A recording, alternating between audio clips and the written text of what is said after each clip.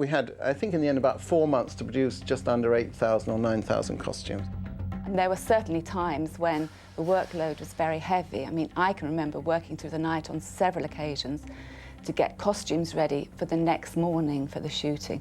And literally, I'd still be stitching on beads and bits of braid and, you know, right up to the last moment as it was being sort of taken out of the door. It was a nightmare and great fun. The clothes for even principal characters were often done at a very last minute and had to be sort of improvised out of anything that was around. The Sadekar, for instance, they wore this specific type of mask with this breathing apparatus on. The actual breathing apparatus was, you know, car hoses, you know, anything we could find. Everyone thinks that movies are prepared for months. It's all carefully thought about. Often it's just off the top of your head at the last minute in, you know, whatever time you can get it done in.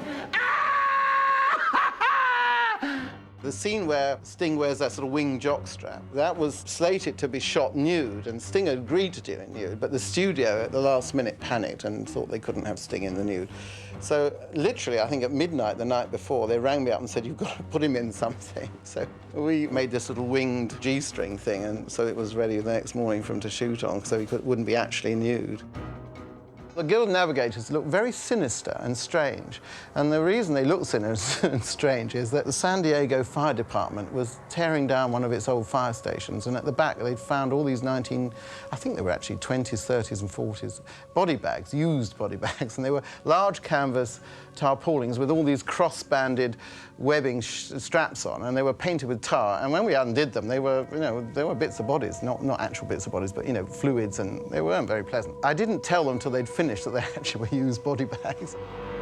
The Baron's world was all based on industrial wear, or protective industrial wear, because, you know, I figured that that was a polluted environmental place. It was essential that Ken Macmillan looked heavy. I mean, he was a well-built man, but he was, I would say he was under 200 pounds, and we had to make him look as though he was 500 pounds. When Ken put it on, he couldn't stand up. I mean, it was too much weight for him to stand up, so we had a harness built underneath, and we made a metal A-frame, and he was wheeled around the studio to do shots and hooked onto his flying wire, so he never stood up in that suit ever. He was always hanging in it. It was very funny. One of the most interesting things about designing Dune was solving the still suit. You know, the still suit is the essential, you know, central thing of the movie. And to me, it seemed that it should have a sort of futuristic, aboriginal quality. So they were almost tribal.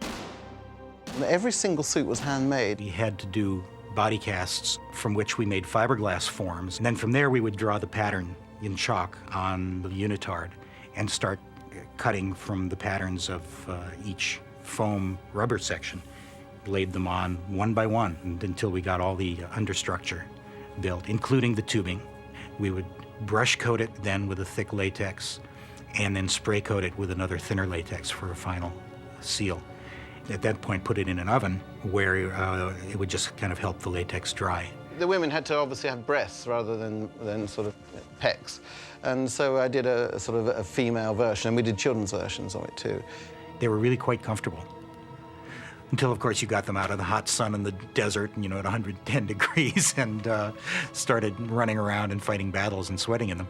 I think down in Mexico, they would call them the death suits. Max von Sydow was standing there in the desert hot, and his fingertips were dripping sweat, and I asked him if he was comfortable and was it all okay, and he said, no, it's absolute hell, but it looks so good, I'll put up with it. And it was, you know, that's how they felt about it.